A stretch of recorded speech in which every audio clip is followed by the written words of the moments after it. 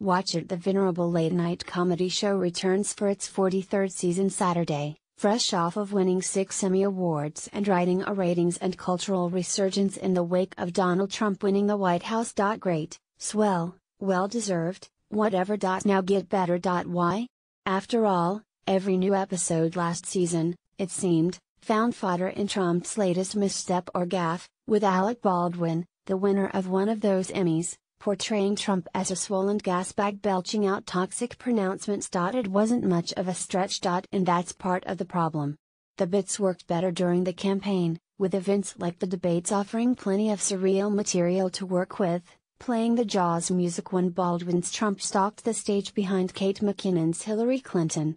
But once Trump won, an event warned by the show the Saturday after the election as McKinnon sang Leonard Cohen's Hallelujah alone at a piano, which also served as a memorial to the recently departed Cohen, the going got complacent.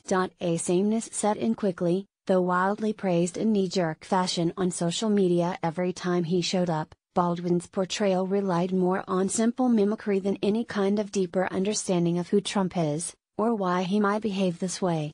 Granted, figuring that out is a tall order.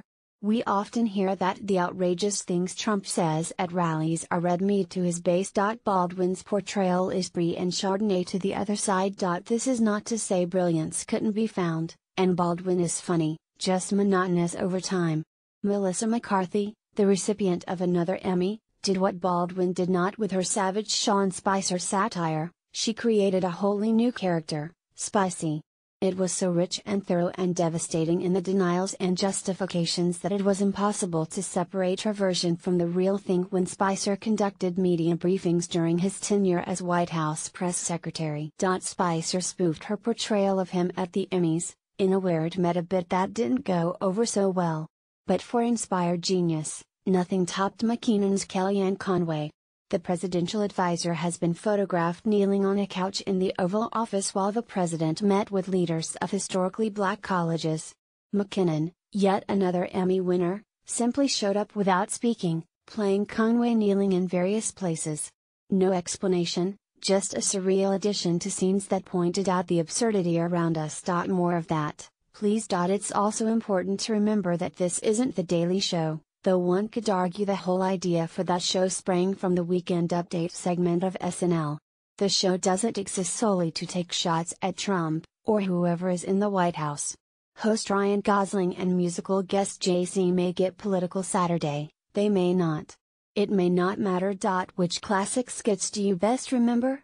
Sure, some political ones, Dan Aykroyd's monstrous Richard Nixon, raving with John Belushi's Henry Kissinger at his side, but also the straight comedy routines, like The Bass-O-Matic, Theodoric of York, Medieval Barber, Velvet Jones, Wayne and Garth of decades past. But do you remember any sketches from last season that didn't have to do with politics? Be honest, how many times did you check out after the cold open last season, once the show was done with Trump? Here's hoping SNL doesn't play it safe this season, not in its political humor or anywhere else. You've got the audience again. You've got the material, though when watching CNN is as bizarre as political parody used to be, it's a challenge. But it can be done. Take more chances. Get weird. Go big. And above all, be funny. We all could use it. Reach GoodTunes at bill.goodtunes@arizonarepublic.com. Facebook, facebook.com/goodyonfilm.